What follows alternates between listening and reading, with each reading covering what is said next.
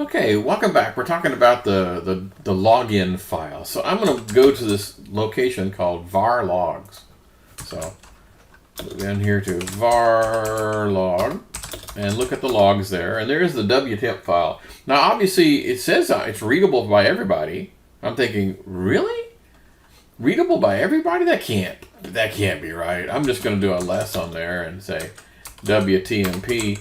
And let's just look at the log file. Oh my goodness! Ah! Okay, it's binary. It's been compressed. So instead of making it not readable, what they did is they compressed it and made it a binary file. It is not a text file.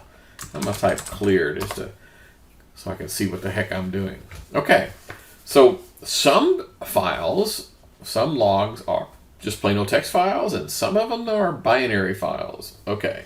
And you'd expect the ones that contain login information to be protected, wouldn't you? Okay. So the systemd journal, again, that's not what you type. That's just the name of it. Is the thing where you can get to all these things. So there is a journal CTL. That is the thing that you type, and it can run. There's not. Journal CTL can run alongside with the old syslog thing. It works. They work simultaneously.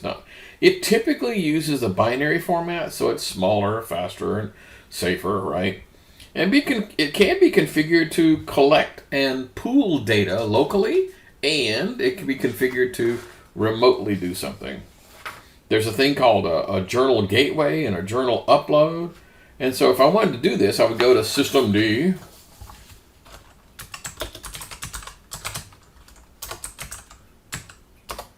And in here is going to be this journal config file. And so there's some really strange options in here if you go poking around looking at this thing. So I'm just going to look at it. I'm just going to say, oh man, helps if you, dang it. Okay, I'm not going to go through all this stuff, but there's some curious things in here. One of them is like storage volatile. In other words, am I storing this on something that's going to go away? Persistent, automatic, none. In other words, for my storage option, do I want it to be volatile, persistent, automatically sized, everything, or I don't want to collect anything at all? So you get to pick what kinds of things you want. So let's talk about some specific commands. So now I'm going to be doing some real honest to God. I think I can do these journal CTL without having to be root, but we're going to find out. I'm going to do one called disk usage.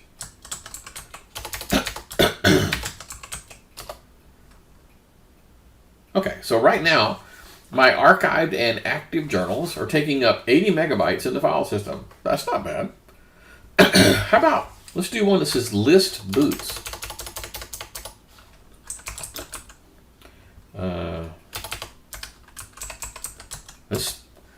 Boom. So here's the number of times that the system has been booted. Kind of cool. Got some cool stuff. You could do, you could, if this was a very, very long list, you could just have one that says since a date or until a date. So you could get only the date range that you're interested in rather than just everything. Okay, so Journal D is actually journal control is actually the better of the two. But syslog's still around on page 302. Typically it's in varlog syslog. That's typically where it lives. And so I could typically use, if I go to varlog syslog, varlog, maybe they moved it. Okay.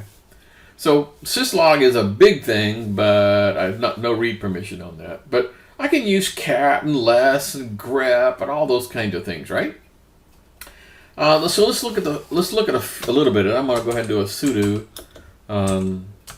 less syslog. Dang it. Okay, so let's just look at the fields. All right, so the first field is going to be the date timestamp. Okay.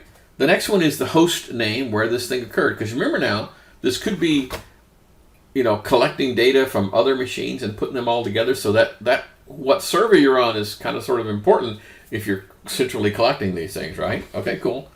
The process name and process ID, in this case, looks like system with 1 being the thing, and then some sort of message, whatever the message is, like started load kernel, blah, blah, blah, blah, all that kind of thing. So this is a typical syslog kind of a thing. There is one called rsyslog, and that is the actual logging engine itself that makes it work. And we're not going to go into that. I'm going to skip a bunch of stuff. So let's talk about when the system boots up. The machine doesn't just wake up. I mean, it's kind of slow and groggy.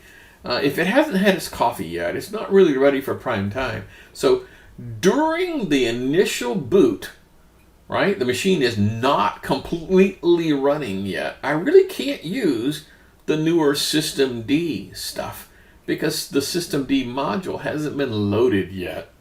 I need something so incredibly simple that even the system that isn't even running yet, like it's in the process of booting, I still want to have a log, but I can't use the sophisticated thing. Do you understand why? In other words, it's in the middle of starting up, so therefore it can't use anything more complicated than a text file. So there's a special one called device KMSG, kernel messages. And so unfortunately this one is not covered under the normal thing, but you can do a journal, to get to it, I'm going to do a journal CTL-K, and that's going to give me all of these kernel messages. And it talks about, the system was rebooted, or this is all the stuff that you normally would see during that boot screen. When you watch this boot screen fly by, this is the kind of stuff that happens in there. And so the only reason I'm pointing this out is that I can't wait for the dependencies, because systemd is big. I mean, it's got lots and lots of DLLs and moving pieces. And when I first boot the machine, I need some alternative, and this is the alternative. Log management and rotation, page 319. You could just say, hey, look, when the log gets big, just whack it.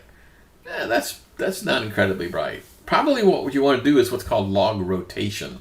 In other words, I want to take the log and maybe break it up into like 5 files. And then whenever I reach to the point where I'm consuming too much disk space, I throw away the oldest one. So I always have 5. It's just that every time I create one, I take the other one away. That kind of thing, a log rotation. So there's one called log rotate. There's a log rotate command. Of course there is.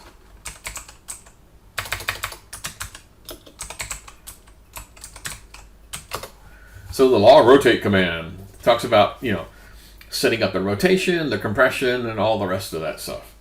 So it's a pretty cool tool. The number of rotations and the number of compression. And typically this runs as a cron job. Remember we talked about that? So this thing runs like once a day or once a week, and it looks at all the logs and says, that log's getting a little too big. Let me whack it down a little bit. But it doesn't throw away the stuff. Now there's an alternative one called save log, which typically just takes the logs and just takes them away. On page 321, they talk about management at scale. Clearly, this technique is not going to work for large scale. I cannot go around into 100 machines and look at their logs. So there's an awful lot of options out there. There's lots of companies that do this, lots of products. There's one called ELK, and anyway, a lot of third-party stuff that you can get that manages all this stuff for you. Kind of cool. They talk about logging policies on page 233. So there's kind of a strategy, like how many systems are there, and how much storage do you have, and how long do you really want to store this stuff, and what's important and what's not. Maybe your log files are getting too dang big, and maybe you say, I don't really care about this or that, but I do care about this and this and this. So you can kind of pick and choose, which log you want and what expiration dates you want for everything. Okay, logs are not all that exciting of a topic, but there's an entire chapter on it there in the book. Okay, we have reached the end of chapter 10 and the end of the video, and I'll see you guys again in some future video.